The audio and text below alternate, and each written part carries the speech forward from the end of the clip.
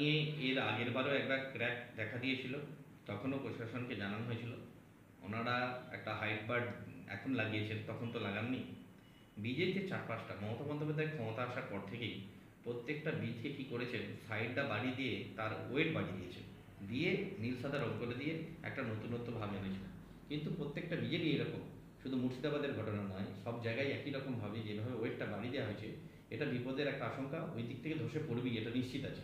আজকে ওই দিকটা পড়েছে, কালকে ওই দিকটা পড়তো। কিন্তু এখন যে বিষয়টা দাঁড়িয়েছে, এই ব্রিজটার এইরকম পরিণতিতে অতি অবশ্যই জরুরি ভিত্তিতে এটা রিপেয়ারিং করা দরকার ছিল, কিন্তু সেটা করছে না।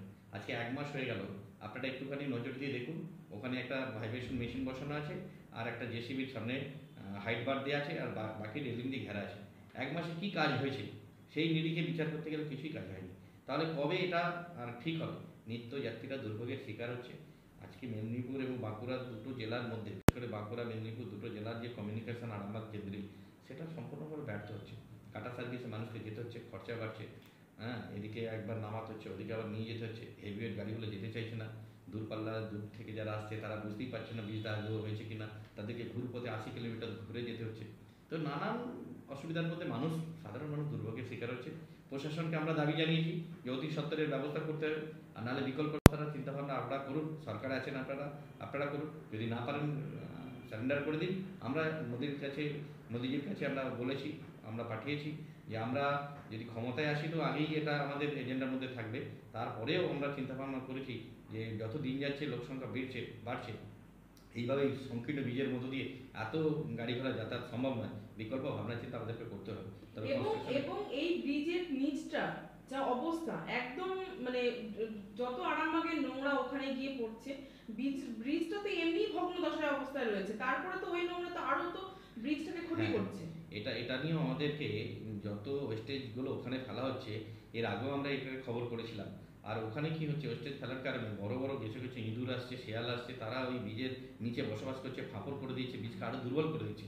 এটা নিয়ে আমরা বলেছি যে যত এই ক্যাচরা আছে এটা অন্য জায়গায় ব্যবস্থা করুক, এটা পর্যায়বরণে চিন্তাভাবনা করুক, কিন্তু কোনোভাবেই এরা গুরুত্ব দিচ্ছে না। এরা এদেরটার মতো করে চললেই হবে এই ভাবনাতে আছে। আর জানছে তো আমরা আর বেশি দিন থাকবো না, সেই জন্য কোনো বিষয়ে ওরা কোনো অসুবিধা নেই। একটা মানুষকে টিটকারি মেরে কথা বলা আর এমনি সাবালি বলে দুটো তফাৎ আছে তো। এটা টিটকারি মেরেই কথা বলাটা, জয় বাংলা বলবে বলুক, ওদের স্লোগান ওরা বলুক, ওনারা তো সব আমদানি করা, নিজস্ব তো কিছু নেই। আচ্ছা দাদা, 2026-এ আপনারা কতটা প্রিপেয়ার, এই অঞ্চলে কতটা সিট নিতে পারবেন এবারে? দেখুন, কতটা সিট বলতে আমাদের 4টে বিধানসভা, যেটা আপনারা 4টে এমএলএ আছে, আমাদের 7টা জায়গা। বাকি যেগুলো আছে আমাদের খুব মার্জিন কম আছে।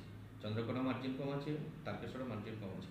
মার্জিন একটু বেশি আছে 33,000, যেটা হরিপালে আমাদের সংগঠনটা গোছানো নয়, অর্থাৎ আমাদের সংগঠনটা একটু গোছানো হলে হরিপালটা আমরা রিকভারি করতে পারবো, কারণ ওখানে আমাদের সমর্থন বেশি আছে, এডুকেটেড পার্সনদের ওখানে বাস আছে। সেই জন্য আমরা টার্গেট রেখেছি আমরা 7টাই দিয়ে দেবো। আমাদের 6টা তো টার্গেট আমরা ফুলফিল করবোই, সাথে হরিপালটার উপরে জোর দিয়ে যাতে করে আমরা জিততে পারি সেই চেষ্টা করবো। আচ্ছা দাদা, আর একটা প্রশ্ন, এই বিধানসভাতে যেটা গেল মাননীয় মুখ্যমন্ত্রীকে মোদি চোর, বিজেপি চোর বলার জন্যে, ভারতবর্ষে যে কোনো বিধানসভাতে যেটা যায়নি, এটা নিয়ে কি বলবেন আপনি? ভারতবর্ষের যে কোনো বিধানসভাতে এরকম কথাবার্তা শোনা যায়নি। দেখুন, এদের যেমন আচার, যেমন কালচার, যেমন বিচার, এরা তো বলবেই। ভারতবর্ষে আর কোথাও এই কি বলেছে কি? ও প্রমাণ করে দিক না। এই যে বলছে ওনারা, যে কথাগুলো বলছে ওগুলো কোনো প্রমাণ করে দিক। বাংলায় এইসব চোরেদের উৎপত্তি, জন্মস্থান কোথায় একটি বলুন? এই বাংলাতেই হচ্ছে। এই মমতা বন্দ্যোপাধ্যায় রাজ্যটি হচ্ছে। আপনারা দেখেছেন কোন বিষয়ে দুর্নীতি নেই, কোন বিষয়ে স্বচ্ছতা আছে আপনারা জানেন? একটা বিষয়ে স্বচ্ছতা দেখান। এই ইট বালি পাথর কাঠ এগুলো ছেড়েই দিন, এখনো পশু খাদ্য কেলেঙ্কারি থেকে শুরু করে কোনটাই নেই এরা যুক্ত? সব কটাতেই যুক্ত হয়েছে। যে বন দপ্তরের নিয়োগ হয়েছে, আপনারা কিছুদিন পরে দেখতে পাবেন বন দপ্তরের নিয়োগতেই দুর্নীতি বেরোবে, কিছুদিন পরেই বেরোবে। কিছুদিন অপেক্ষা করুন, প্রাইমারিটা আবার তো বেরোবে, কিছুদিন পরেই আবার প্রাইমারিটা বেরোবে। এরা দুর্নীতিগ্রস্ত, সুতরাং অন্যকে কালি কীভাবে লিপ্ত করতে হবে, কালিমা লিপ্ত, এরা এটা সেটা জানে। আচ্ছা দাদা, দুদিন আগে কালকে শুভেন্দু অধিকারী বলেছেন যা উপনির্বাচন রাষ্ট্রপতিটা হলো, ওর মধ্যে টিএমসি সাংসদেরা ভোট দিয়েছে। ভেতরে টিএমসি তো যোগাযোগ রাখে, টিএমসির মধ্যে 2-1 জন ভালো আছে যারা চাইছে যে অন্তত বাংলায় সরকারটা পরিবর্তন হোক।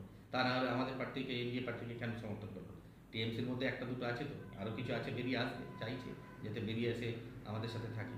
সব মানুষ তো আর চোর নয়, 2-4 জন তো ভালো মানুষ একটা দলে থাকে, সব রকম সব মানুষ তো সমান নয়।